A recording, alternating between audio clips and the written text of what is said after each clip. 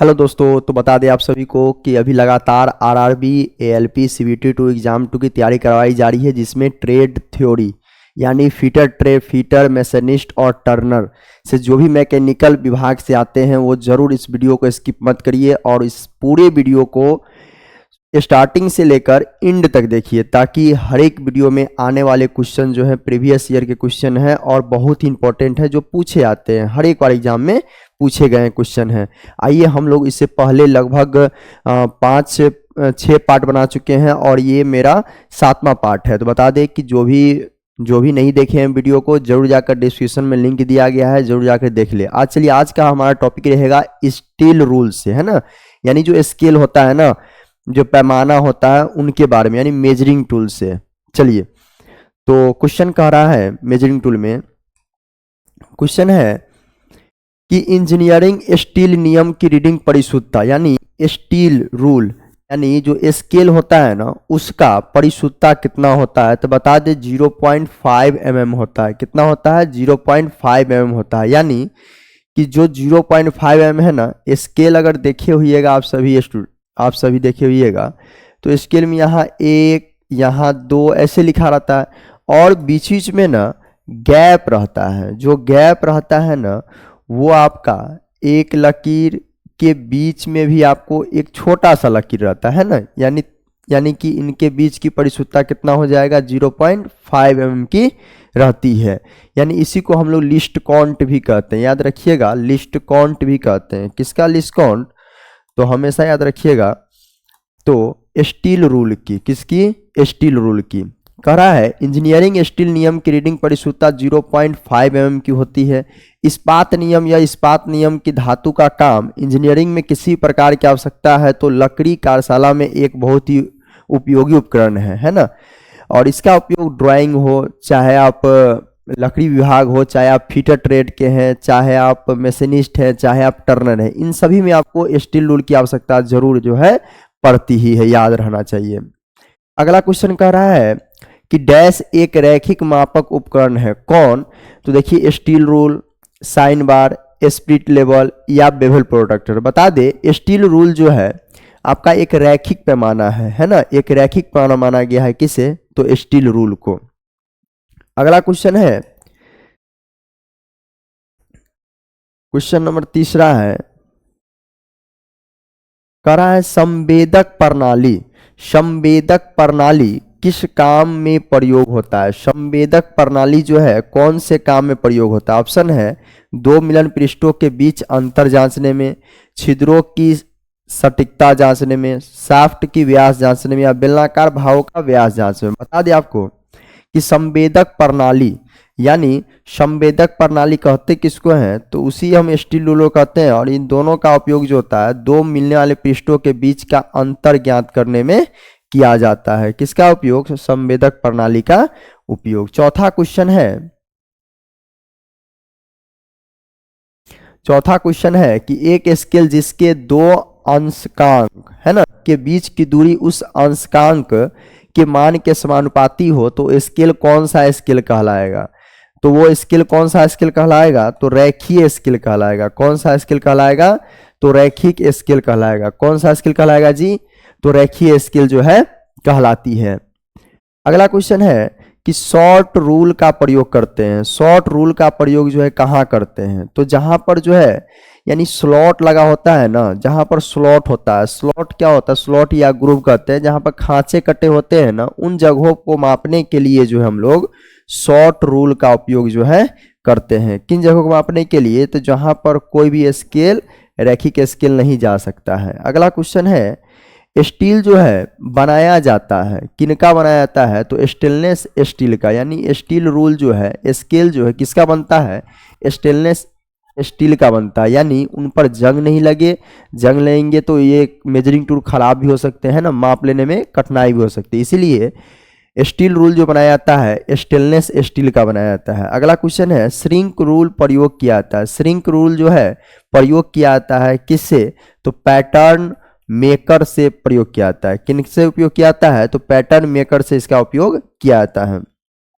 कह रहा है श्रिंक रूल में इंच वाले निशान को स्टैंडर्ड इंच से कुछ बड़े होते हैं। ये निशान कार्य के अनुसार 1/10 इंच 7/16 इंच तक जो है प्रति फुट बड़े हुए रखते हैं। इसका अधिकतर प्रयोग जो है पैटर्न मेकर द्वारा किया जाता है। और पैटर्न मेकर जो सांचा मोल्ड करके बनाया जाता है, किससे बनाया जाता है? तो सांचे के द्वारा यानी मोल्डिंग करके जो है इसको बनाया जाता है। चलिए अगला क्वेश्चन की ओर हम लोग बढ़ते हैं। कह रहा है टेढ़ी मेढ़ी सतहों को जांचने के लिए कौन सा स्केल का उपयोग करते हैं, कौन से रूल का उपयोग करते हैं? तो याद रखिएगा स्टील टेप का। किसका उपयोग करते हैं? स्टील टेप का। यानी टेढ़ी मेढ़ी सतह को जांचना है तो किसका उपयोग करेंगे हम लोग?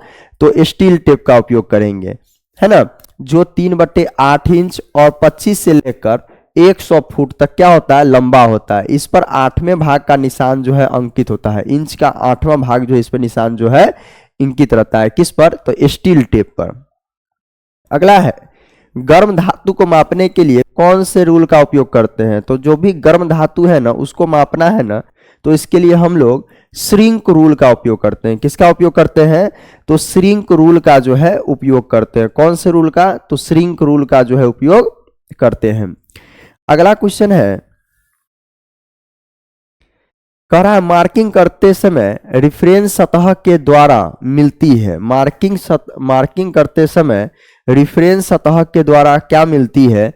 तो याद रखिएगा तो काम करने के लिए ड्राइंग मिलती है ना। मार्किंग करते समय रेफरेंस सतह जो है काम करने के लिए ड्राइंग मिलती है इससे, है ना।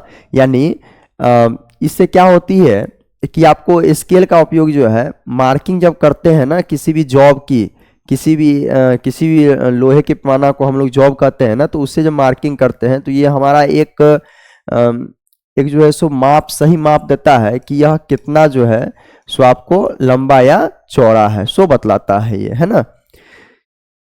अगला क्वेश्चन है लोहार द्वारा पैटर्न और हॉट जॉब मतलब होता है गर्म जॉब पर कार्य करते समय निशान लगाने के लिए हम लोग किस रूल का उपयोग करते हैं? कौन से रूल का उपयोग करते हैं? तो याद रखिएगा वो रूल कौन सा है जी? तो वो रूल हो जाएगा आपका गर्म पे किसका उपयोग किए थे? श्रिंक रूल का ना। तो क्या हो जाएगा राइट आंसर? तो श्रिंक रूल हो जाएगा। कौन सा रूल हो जाएगा? तो श्रिंक रूल का उपयोग करते हैं। यानी गर्म जॉब को मापने के लिए, गर्म चीजों को नापने के लिए हम लोग किस रूल का उपयोग करते हैं? तो श्रिंक रूल का। देख रहे हैं ALP 2002 में पूछा हुआ क्वेश्चन ये है, चेन्नई और बेंगलोर बोर्ड से। श्रिंक रूल हो जाएगा। कौन सा रूल हो जाएगा? श्रिंक रूल हो जाएगा। यानी गर्म जॉब को मापना है ना तो किसका उपयोग करेंगे हम लोग? श्रिंक रूल का उपयोग करेंगे। चलिए अगला क्वेश्चन है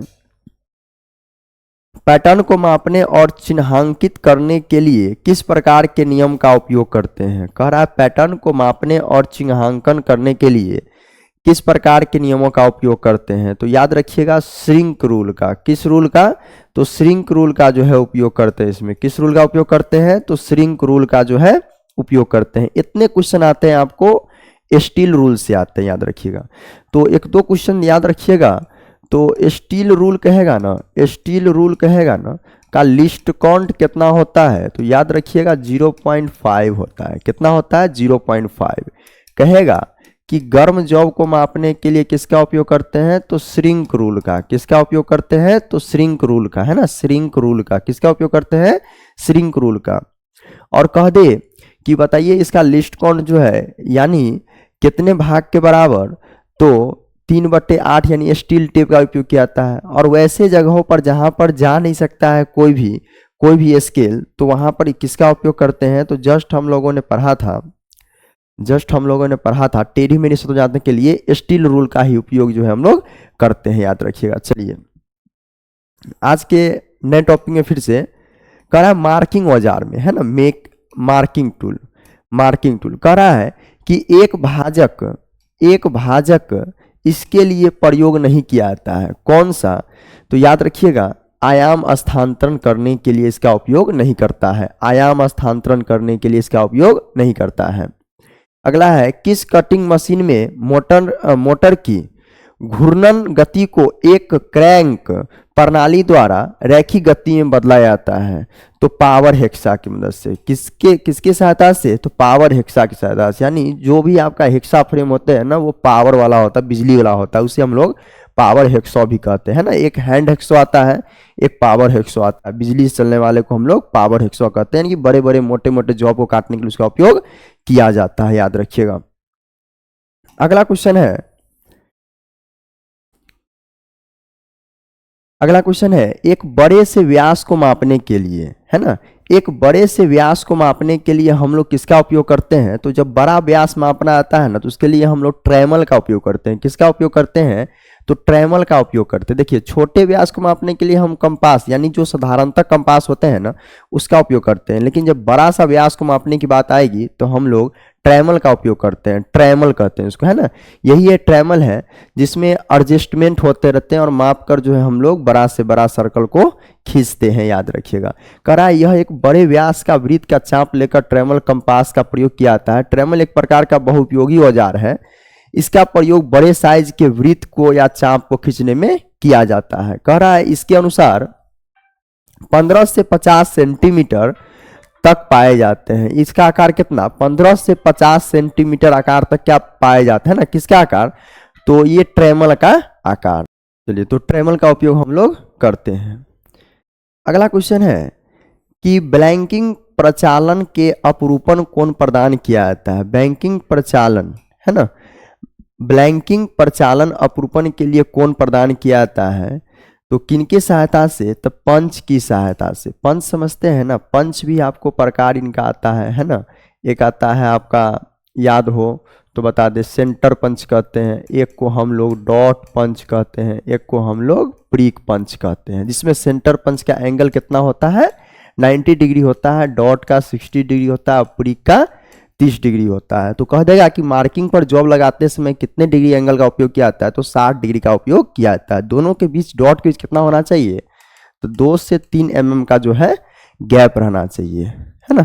चलिए, अगला क्वेश्चन है, अगला क्वेश्चन है कि किस हिस्से के समांतर रेखाओं को खुरचने के लिए निम्नलिखित का उपयोग किया जाता है? किसका उपयोग जो है सो समांतर रेखा खुरचने के लिए उपयोग किया जाता है? तो इसे हम लोग कहते हैं, याद रखिएगा, हेमाफ्रोडाइट कैलिपर। इसी को हम लोग ना एक अलग नाम से भी जानते हैं, जैनी कैलिपर। क्या बोलते हैं? जैनी कैलिपर्स बोलते हैं ना। यानी जैनी कैलिपर्स में क्या होता है कि एक तरफ से आपको जो है थोड़ा सा टांग जो है मुड़ी होती है ना, और एक टांग जो है सीधा होता है ना। जैनी कैलिपर में होता है ना, जिसकी सहायता से जो है हम लोग किसी भी राउंड वाले जॉब का जो है सेंटर ज्ञात करने में किया जाता है। चलिए, अगला क्वेश्चन है कि प्लम्ब बॉब का उपयोग बताइए। प्लम्ब बॉब का उपयोग कहाँ किया जाता है? तो याद रखिएगा कि प्लम्ब बॉब का जो है उपयोग जो है किया जाता है आपको शाहुल, है ना। कहाँ? तो इसी को हम लोग कहते हैं शाहुल भी कहते हैं ना, याद रखिएगा। कह रहा है ऊर्ध्वाधर स्प्लिट स्तर के लिए अधिक यथार्थ प्रतिस्थापन या अंकन की ऊर्ध्वाधर बिंदुओं को नीचे आंतरित करने हेतु इसी में इसका उपयोग जो है किया जाता है ना। साहुल समझते हैं ना, जो यहाँ देखिए ना, साहुल ये पीतल या इस्पात का लट्टू के आकार का होता है। इसका निचला भाग नोकीला होता है। यह डोरी में समांतर लकड़ी फिरोई होती है। पट्टी की लंबाई लट्टू का अधिकतम व्यास बराबर होती है। साहुल जो मिस्त्री से उपयोग करते हैं ना, उसे हम लोग क्या कहते हैं? साहुल कहते हैं। अगला क्वेश्चन है कि सीधी रेखा या वक्राकार के बराबर भागों में विभाजित करने के लिए किसका उपयोग करते हैं? तो डिवाइडर कहते हैं। क्या कहते हैं हम लोग इसे? डिवाइडर कहते हैं। डिवाइडर को हिंदी में विभाजनी कहते हैं। क्या कहते हैं? विभाजनी कहते हैं। यही इसका क्या है? फिगर है डिवाइडर का, याद रखिएगा, है ना। डिवाइडर है ये। चलिए, अगला क्वेश्चन है कि खुरचने का औजार किससे बनता है? खुरचने का औजार जो है किससे बनता है? ए में है हाई कार्बन स्टील। तो याद रखिएगा HCS से ही बनता है। किन से बनता है? तो HCS से ही बनता है। खुरचने का प्रकार जो है आपको खुरचनी जो है हाई कार्बन स्टील HCS से ही बनता है। अगला है एक मशीन स्थापना में क्रोबार, श्रृंखला उत्थान और रस्सी का प्रयोग किया जाता है। तो कहाँ? तो पढ़िएगा स्टेटमेंट। कह रहा है एक मशीन के स्टेटमेंट पढ़ना है कि एक मशीन स्थापना में क्रोबार, श्रृंखला उत्पादन, रस्सी का प्रयोग किया जाता है। दूसरा कह रहा है ये तत्व मशीन को चलाने हेतु पहले स्थापित किया जाता है। तो याद रखिएगा हमेशा तो यहाँ स्टेटमेंट पढ़िए तो पहला क्या कर रहा है, कथन 1 और कथन 2 दोनों सही है, लेकिन 2 1 का सही व्याख्या करता है। सही बात है, 2 जो है 1 का सही पहले स्थापित करेगा तब तो वो काम करेगा ना। तो राइट आंसर क्या हो जाएगा, स्टेटमेंट ए ही हो जाएगा, है ना। चलिए अगला क्वेश्चन है कि प्रिक पंच का उपयोग कहाँ किया जाता है। प्रिक पंच का उपयोग किया जाता है, तो प्रिक पंच का उपयोग जो है छोटे से चिन्ह बनाने में किया जाता है ना, क्योंकि ये 30 डिग्री का होता है ना प्रिक पंच, इसीलिए प्रिक पंच का उपयोग जो है आपको छोटे चिन्ह को बनाने में किया जाता है। याद रखिएगा कितना डिग्री का होता है, तो 30 डिग्री का होता है ना। इसकी लंबाई जो है 100 mm का होता है। अगला है मोर्टाइस गेज को वर्गीकृत किया जाता है। मोर्टाइस गेज को वर्गीकृत किया जाता है किस में, तो नियोजन उपकरण में, चिन्ह उपकरण में, नियोजन उपकरण में, या आपको बोर्डिंग उपकरण में। तो याद रखिएगा मोर्टाइस गेज का उपयोग जो है आपको मेकिंग टूल में किया जाता है। किस में किया जाता है, मेकिंग टूल में किया जाता है। चलिए अगला क्वेश्चन है आपके सामने, केंद्र पंच का नोक समानतः होता है, यानी सेंटर पंच का नोक जो है ना कितने डिग्री का होता है। तो याद रखिएगा सेंटर पंच का नोक जो है 60 डिग्री से 90 डिग्री तक होता है ना। कितना डिग्री से कितना डिग्री तक, 60 से 90 होता है। डॉट पंच का उपयोग किसके लिए किया जाता है, तो याद रखिएगा डॉट पंच का उपयोग हमेशा, यानी जो भी लकीर खींची हुई लकीर होती है जॉब पर जो मार्किंग मीडिया लगाते हैं हम लोग, उसे हम लोग अस्थायी पॉइंट बनाने के लिए जो है याददाश्त हेतु जो है निशान बनाने के लिए इसका उपयोग करते हैं। कह रहा है सेंटर पंच का बिंदु कोण कितना होता है, तो बिंदु कोण 90 डिग्री का होता है सेंटर पंच का, याद रखिएगा।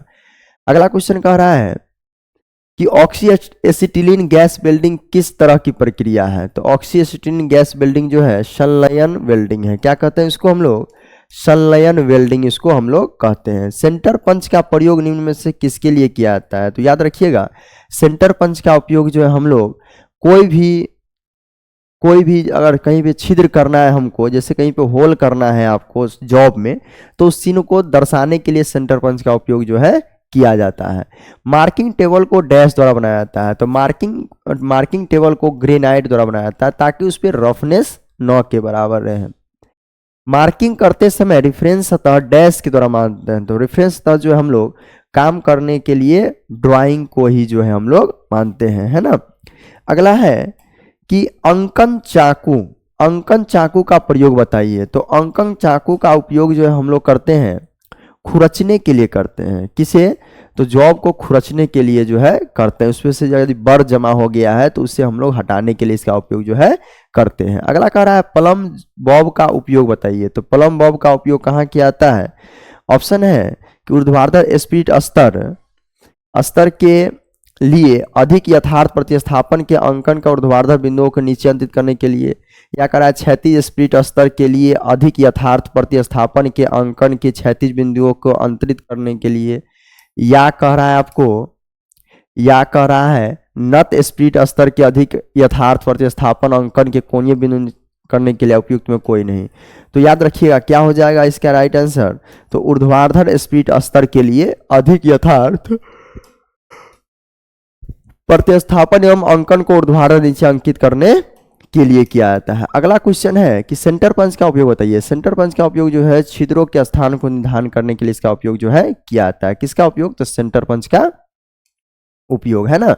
अगला क्वेश्चन है कि कंपन डैश वाशरों का प्रयोग करता है। कंपन जो है डैश वाशरों का प्रयोग किया जाता है। कंपन में जो है कौन से वाशर का प्रयोग किया जाता है, तो स्प्रिंग वाशर का। किसका उपयोग किया जाता है, तो स्प्रिंग वाशर का जो है इसका उपयोग किया जाता है। अगला क्वेश्चन है कि व्हाइट लेड पाउडर को तारपीन के तेल में घोल मिलाने से तैयार किया गया मार्किंग मीडिया क्या कहलाता है, तो पर्शियन ब्लू कहलाता है। पर्शियन ब्लू ऐसे ही पूछता है कि पर्शियन ब्लू का निर्माण कैसे होता है, तो व्हाइट लेड पाउडर और तारपीन का तेल जब आपस में मिलाते हैं तो वो क्या कहलाता है, पर्शियन ब्लू कहलाता है। क्या कहलाता है, पर्शियन ब्लू कहलाता है ना। अगला क्वेश्चन है डिवाइडर का साइज कहाँ से कहाँ लिया जाता है, तो दोनों इसका जो है पॉइंट जो है रिवेट के केंद्र तक की दूरी, यानी वर्किंग पॉइंट और रिवेट के केंद्र के बीच की दूरी तक ली जाती है, डिवाइडर की साइज ली जाती है। करा निम्न में से कौन मार्किंग मीडियम नहीं है, मार्किंग मीडियम कौन नहीं है, ए में कह रहा है व्हाइट वॉश, बी में कह रहा है कॉपर सल्फेट, सी में कह रहा है ब्लैक पॉलिश और डी में कह रहा है लेआउट डाई। तो याद रखिएगा ब्लैक पॉलिश जो है मार्किंग मीडियम नहीं है। सरफेस प्लेट किस आकृति में नहीं होता है? देखिए सरफेस प्लेट जो है त्रिभुजाकार नहीं होता है ना, बाकी वृत्ताकार भी होता है, आयताकार भी होता है, वर्गाकार भी होता है, सभी होता है। ट्रेमल एक बहुत उपयोगी क्या है? तो एक प्रकार का बहुउपयोगी औजार है ना, एक प्रकार बहुउपयोगी औजार है जिससे मार्किंग करने में इसका साथ जो है देते हैं हम लोग, है ना। अगला क्वेश्चन है कि पिन पंच प्रयोग किया जाता है। तो पिन पंच जो है प्रयोग कहाँ किया जाता है? तो डबल पिन या टेपर पिन को बाहर निकालने में इसका उपयोग जो है पिन पंच का उपयोग किया जाता है। किसमें? पिन पंच मतलब बहुत पतला आता है वो, है ना, इसका उपयोग जो है कहाँ किया जाता है? तो डबल पिन या टेपर पिन को बाहर निकालने में इसका उपयोग किया जाता है। अगला क्वेश्चन है मार्किंग ऑफ टेबल का सतह इन ग्रेवेड लाइन का उद्देश्य क्या होता है? तो याद रखिएगा कि जब भी मार्किंग ऑफ टेबल सतह का इनवर्टेड लाइन कहेगा तो माप लेने के लिए उपयोग नहीं किया जाता, जॉब की सेटिंग के लिए भी नहीं, टेबल की सतह की सुधार बढ़ाने के लिए नहीं, यानी इसका उपयोग जो है जॉब पे अच्छी तरीके से मार्किंग हो जाए इसके लिए किया जाता है। तो इसका राइट आंसर नहीं है ना। अगला क्वेश्चन है ट्रेमल की बीम की लंबाई कितना होता है? तो याद रखिएगा ट्रेमल की बीम की लंबाई जो होती है 150 से लेकर 500 mm तक की होती है। ढलाई की हुई और फोर्ज की हुई सतह पर मार्किंग मीडियम का प्रयोग किया जाता है। किसका उपयोग किया जाता है? तो चौक पाउडर का। किसका उपयोग? चौक पाउडर, जिससे बच्चे जो लिखते हैं ना उसी चौक पाउडर का उपयोग किया जाता है। सरफेस गेज से लाइन स्क्रैबर करते समय स्क्रैबर का पॉइंट जॉब की सतह से कितना बीच कोण बनाता है? तो याद रखिएगा 30 डिग्री से लेकर 35 डिग्री का कोण जो है बनाता है ना। अगला क्वेश्चन है स्क्रैबर निम्न में से किस धातु की बनाई जाती है? तो स्क्रैबर जो है हाई कार्बन स्टील की बनी होती है। किसकी बनी होती है? तो हाई कार्बन स्टील की बनी होती है स्क्रैबर हाई कार्बन स्टील की बनी होती है, और स्क्रैपर भी बनी होती है हाई कार्बन स्टील की। याद रखिए स्क्रैपर कहे या स्क्रैबर कहे दोनों किससे बनी हुई है? हाई कार्बन स्टील की जो है बनी हुई है ना। अगला क्वेश्चन कह रहा है कि ट्रायंगुलर स्क्रैपर के कटिंग एज डैश पर ग्राइंड होते हैं, है ना। ग्राइंडिंग कितना पे किया जाता है? तो 55 डिग्री से लेकर 60 डिग्री पर जो है ग्राइंड जो है किया जाता है। किसको? कटिंग एज का ग्राइंड किया जाता है ट्रायंगुलर स्क्रैपर का, है ना। करा निम्न में से फुल टाइप स्क्रैपर को क्या कहते हैं हम लोग? तो हुक स्क्रैपर भी कहा जाता है, हुक स्क्रैपर भी कहते हैं, इसी जैसा ये होता है। टेम्पलेट जॉब पर मार्किंग के लिए प्रयोग की जाती है इनमें से कौन सी क्वालिटी नहीं है? तो कौन सा क्वालिटी नहीं है? तो यह हार्ड एंड टेम्पर जो है नहीं होता है ना। टेम्पलेट हार्ड एंड टेम्पर नहीं होता, याद रखिएगा। अगला क्वेश्चन है स्क्रैपर का उपयोग कहाँ किया जाता है? तो स्क्रैपर का उपयोग जो है खुरचने में काम आता है। क्या करने में? खुरचने में काम आता है। खुरचना यानी जॉब की सतह को खुरचना, है ना। कह रहा है ड्रिलिंग से पूर्व जॉब में सेंटर मार्क करने के लिए किसका उपयोग करते हैं? तो सेंटर मार्क करने के लिए सेंटर पंच का उपयोग किया था। याद रखिए किसका उपयोग किया जाता है? सेंटर का उपयोग किया जाता है। कह रहा है सेंटर पंच का नोक कितना का होता है? तो 90 डिग्री का। कितना डिग्री का? 90 डिग्री। याद रखिएगा सेंटर का 90 होता है, ब्रिक पंच 30 डिग्री और बिंदु पंच या डॉट पंच उसी कहते हैं 60 डिग्री का। ट्राई स्क्वायर का उपयोग कहाँ किया जाता है? तो 90 डिग्री के कोण को जांचने में किया जाता है ट्राई स्क्वायर का उपयोग। किसका उपयोग? तो ट्राई स्क्वायर का उपयोग जो है आपको 90 डिग्री का एंगल जो है जांचने में किया जाता है। ये यहाँ एंगल होता है आपका 90 डिग्री ट्राई स्क्वायर का। अगला है ट्राई स्क्वायर के बिल्कुल नीचे अंडर कट रखे होते हैं। यहाँ पर ना अंडर कट रखा होता है, यहाँ पे ना अंडर कट रखा होता है। काहे रखा होता है? तो उसका जो कोण होता है ना किसी भी जॉब का एंगल जो होता है 90 डिग्री का, वो उसे एडजस्ट करने के लिए, क्या करने के लिए? उस कोण को एडजस्ट करने के लिए। अगला है सेंटर पंच निम्नलिखित पदार्थ का बना होता है। तो याद रखिएगा हमेशा सेंटर पंच जो है हाई कार्बन स्टील का बना होता है, हाई कार्बन स्टील का बना होता है। कौन सा? तो सेंटर पंच, याद रखिएगा।